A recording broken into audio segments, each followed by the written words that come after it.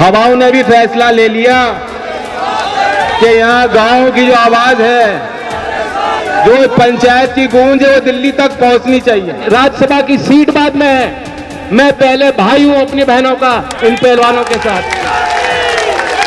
मैं तो उन्हें कह देता हूं, हरियाणा वाले भी पीछे हट जाओ और यूपी वाले भी पीछे हट जाते हैं। इस देश में एक प्रतिभाशाली नौजवान है जय शाह, उसी को बना दो अध्यक्ष। हम नहीं कहते कुछ, बहुत बढ़िया उनका खिलाड़ी है। आप याद कीजिए, जहां एक तरफ केंद्र की सरकार 9 साल का जश्न मना रही है, क्या 9 साल पहले भी ये देश में ऐसा माहौल होता था कि जब किसी के खिलाफ जो पीड़ाएं हैं, उसकी पीड़ाओं के विरोध में कोई अपनी बात रख रहा है, कोई पीड़ित है, उसके खिलाफ ऐसा माहौल बना दिया जाता है कि उनकी जातियों की तलाशी होती है। देश की बेटियों की जातियों की तलाशियां हो रही हैं, उनकी जातियां ढूंढी जा रही हैं। 9 साल पहले कभी ऐसा माहौल था कि कोई रेप का आरोप किसी पे लगे और उसको बचाव के लिए लोगों को जुटाया जाए? कश्मीर में आपने होते देखा, गुजरात में सजा व्याप्तियों को उनके अच्छे चरित्र के कारण जल्दी छोड़ दिया गया है। उन्नाव जिले में उत्तर प्रदेश में हमने यही कांड होते देखे हैं। हाथरस में बेहद गरीब परिवार जो रात रात घर वालों को आखिरी दर्शन नहीं करने दिए, चिता पे जबरदस्ती प्रशासन के लोगों ने उनको जला दिया। उस पीड़ित परिवार को भी न्याय नहीं मिल पाया है, उन्होंने भी बहुत संघर्ष किए। उनके लिए बचाव के लिए जब कोई सामने आए समाज के लोग, तब भी बताया गया नहीं, ये तो जातियों का विषय है, ये फलाना उस जाति से है, फलाने उस जाति से है। उसी तरह से ये पहलवानों के साथ इनकी कोशिश रही है। पहले शुरुआती तौर पे पहले ही दिन से इनकी साजिशें शुरू हो गई। इन्होंने यहां तक कहा कि ये खेल संघ की लड़ाई है, कुश्ती संघ की लड़ाई है, कि हरियाणा के लोग कुश्ती संघ में ज्यादा हैं, यूपी के लोग कुश्ती और पहलवानी में कम हैं, और कुश्ती संघ में संगठन में यूपी के लोगों की हटाने के लिए, यूपी के लोगों को बाहर करने के लिए इस तरह की साजिश रची गई। पहले तो मैं आपसे ये पूछता हूं, हम सब यहाँ ये भी जानते हैं कि भारत की समाज की क्या स्थिति है। हम अभी भी बहुत चीजें बदल गई, लेकिन अभी भी पुरुष प्रधान देश है। एक तरफ हम धरती को मां मानते हैं, ब्रह्मपुत्र नदी को, जो विराट विशाल नदी है, उसको छोड़ करके देश की सारी नदियां हैं, वो उनको स्त्रीलिंग हमने दिया है। इसलिए दिया है कि वो जीवन का रूप है। सबके घर में बेटियां हैं, सबके घर में बहनें हैं, सबके घर में माता हैं, सबके घर में बुआ हैं, मौसी हैं। बिना मातृशक्ति के जीवन संभव नहीं है। लेकिन फिर भी हमारे देश में बराबरी नहीं, गैर बराबरी बढ़ती जा रही है। और इस देश में माहौल ऐसा है कि कई महिलाओं के साथ जब उनके साथ ऐसे कृत्य होते हैं, वे खुलकर अपनी शिकायत भी नहीं रख पाती हैं। उन्हें न्याय नहीं मिलता, या उन्हें न्याय की उम्मीद नहीं होती समाज से। वे अपने आप को शर्मिंदा महसूस करती हैं, अपने आप को दोष देती हैं, अंदर अंदर घुट के मर जाती हैं। वो बाहर अपने जुबान पे वो बात नहीं ला पाती कि उनके साथ क्या हुआ। और यहाँ इतनी बहादुर हमारी महिलाएं हैं, कई महिलाओं ने आगे आके शिकायत विधिवत दर्ज की है, शिकायत उनकी दर्ज हो चुकी है। देश के सभी लोगों को ज्ञात है, देश के अखबारों में एफआईआर छप गई है। जो अब तक बचाव करने में लगे थे कि झूठी मूठी बात के कोई एविडेंस नहीं है, शिकायतकर्ताओं की सारी सूचनाएं आप सबके पास पहुंच गई हैं, उनकी पुष्टि भी की गई है। अंतर्राष्ट्रीय रेफरी ने करी, अंतर्राष्ट्रीय रेसलर ने करी, अंतर्राष्ट्रीय हमारे जो पटल पे जिन लोगों ने देश के लिए कुर्बानियां दी हैं, खून पसीना बहाया, ऐसे ऐसे सम्मानित लोग आगे आके बता रहे हैं कि शिकायत है। तब भी ये आरोप लगना कि ये कुश्ती संघ की लड़ाई है, मैं तो कह देता हूं, क्योंकि हरियाणा की धरती पे है, यहाँ बहुत बड़ा सम्मान, बहुत बड़ा मेल है। मैं यूपी से आज आया हूँ, यूपी के उन जिलों से लोग आपके बीच आए हैं, जो नेपाल के बॉर्डर से चल के लोग आ रहे हैं, पीलीभीत लखीमपुर से आ रहे हैं।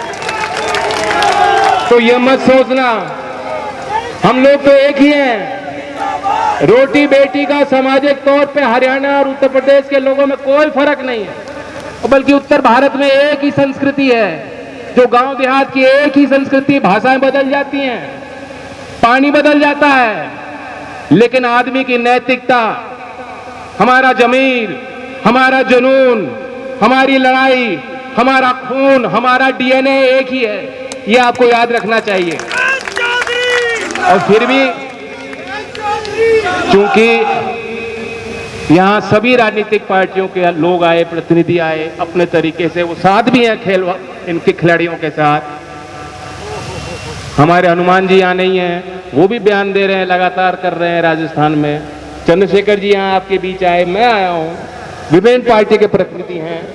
दीपेंद्र हुड्डा जी नहीं है, मैं भी उनसे लगातार बात करता हूँ, वो भी लगातार बातचीत कर रहे हैं, वे भी लगातार चिंतित हैं।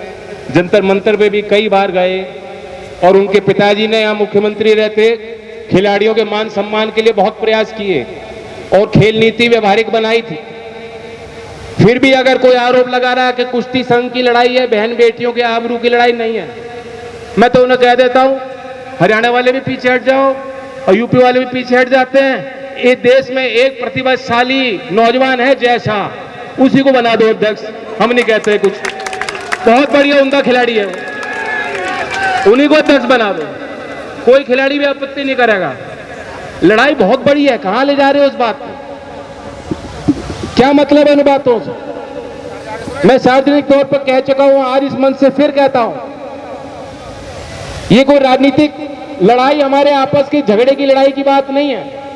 मैं अपने पार्टी का राष्ट्रीय अध्यक्ष हूं, लेकिन राष्ट्रीय अध्यक्ष बाद में हूं। मैं राज्यसभा का सदस्य हूं आपके आशीर्वाद से, लेकिन राज्यसभा की सीट बाद में है। मैं पहले भाई हूं अपनी बहनों का, इन पहलवानों के साथ।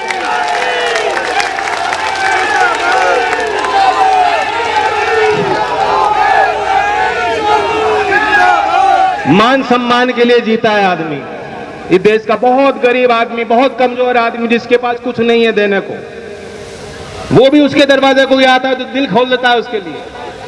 पूरी लड़ाई मान सम्मान की है।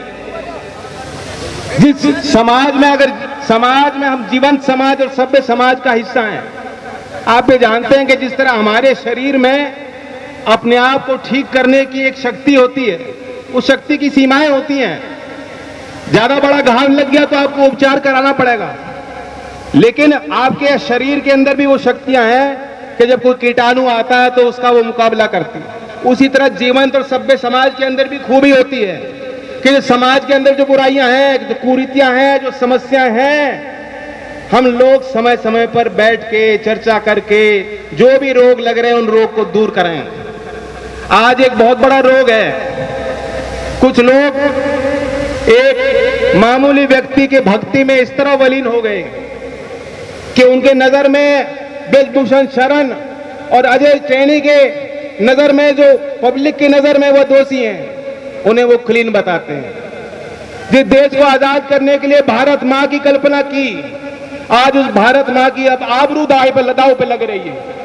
आप यहां मामूली एक सभा में नहीं आए, आओ जोश उत्साह के साथ नहीं आए हो, आंखों में अंगारे लेके आए हो, दिल में आप इरादा लेके आए हो, और यह मंचों से बात कही गई फैसलों की, आपने सबने हाथ खड़े करके कह दिया कि मंच जो भी फैसला लेगा, पहलवान जो भी फैसला लेंगे, हम उनके साथ। तो ये बहुत बड़ी बात है। मैं आपको धन्यवाद देता हूं। ये हमारी लड़ाई, आपकी लड़ाई है, और ये कोई बाहर वाला को दूसरा नहीं लड़ेगा। घर के बड़े आप लोग हो, फैसले भी आप ही लोगों को लेने हैं। जो भी पहलवान नीति बनाएंगे और उसमें हम इनके साथ हैं, वो अपने आप को कमजोर ना महसूस करें। उत्तर भारत में पिछले कई दिनों से आंधियां चल रही थी, आप देख सकते हैं। आज तो हवाएं भी शांत हैं। हवाओं ने भी फैसला ले लिया कि यहाँ गांव की जो आवाज है, जो पंचायत की गूंज है, वो दिल्ली तक पहुंचनी चाहिए। तो ये प्राकृतिक चीज होती है, कुछ चीज बढ़त हासिल करती है, फिर अपने आप जनता उसे देखती है, परखती है, पहचानती है, फिर उससे अलग हटना शुरू कर देती है। तो अंधभक्ति जो लोग कर रहे थे, अब उनकी आंखें खुल रही हैं। बेरोजगारी के कारण, किसान के बढ़ रहे बोझ के कारण, किसानों के कष्ट के कारण, और अब ये जो आखिरी जो एक वो था, कसर रही थी, वो कसर उन्होंने दूर कर दी। जिस व्यक्ति ने 2016 में जब मेडल जीता, साक्षी के लिए ट्वीट किया और ये कहा था कि रक्षाबंधन के दिन देश की बेटी ने मेडल जीता है। जिस व्यक्ति ने विनेश फोगाट को बुलाकर कहा विनेश तुम मेरे परिवार की हो। आज उनकी नजर में निगाह में प्रेम भाव है तो इनके लिए नहीं है, अगर है तो उनके टीम के सदस्य, उनके परिवार के सदस्य, वो ब्रजभूषण शरण जी उनको दिखाई दे रहे हैं। तो सुधार अपने आप आएगा। यहां तरह तरह की बात हुई, मैं किसी भी आक्रामक फैसले के पक्ष में नहीं रहूंगा। जब बड़ी चढ़ाई करनी होती है, एक लंबी चट्टान है और हम नीचे हैं, हम लोग अभी कमजोर हैं, अभी हम संगठित नहीं, हमारे अंदर बहुत बिखराव हैं, जात पात के नाम पे, धर्म के नाम पे बहुत रोग हैं जिन्हें हमें हटाना है, बचना है जिन चीजों से। तो चढ़ाई एकदम नहीं होगी, एक कदम लेके हमें देखना होगा, अपनी शक्तियों को फिर संगठित करना होगा, एकाग्रता के साथ आगे बढ़ना होगा, धैर्य के साथ आगे बढ़ना होगा। मैं पहलवानों को भी कहता हूं, आप ये मत सोचिएगा कि एक पंचायत हो जाएगी, वो फैसला हो जाएगा और आपके हित में सरकार जो आज सोई हुई है वो जाग जाएगी, ऐसा नहीं है। इस सरकार की नीति है, जनता लाख बार कह दे, ये अपनी आंख जानबूझकर इन्होंने बंद रखी हैं। जब इन्हें आपकी जरूरत होती है, आपको बगल में रखकर इन्हें को लाभ दिखाई देता है तो बिना न्योता दिए आपको हाथ पकड़ के लाते हैं। आज जब आपको इनकी जरूरत है तो आपको जो आपने इनकी तरफ हाथ बढ़ाया तो देख नहीं रहे, आपके आंसू की तरफ इनकी निगाह नहीं जा रही।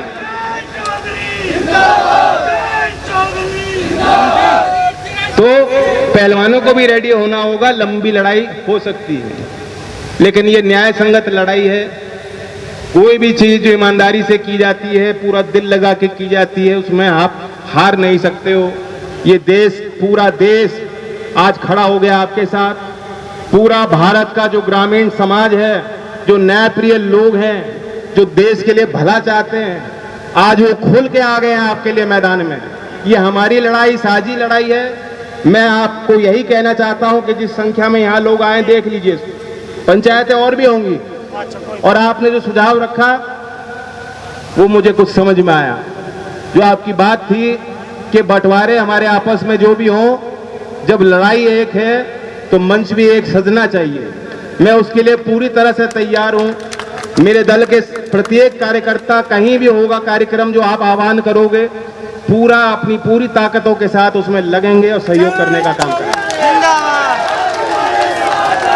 और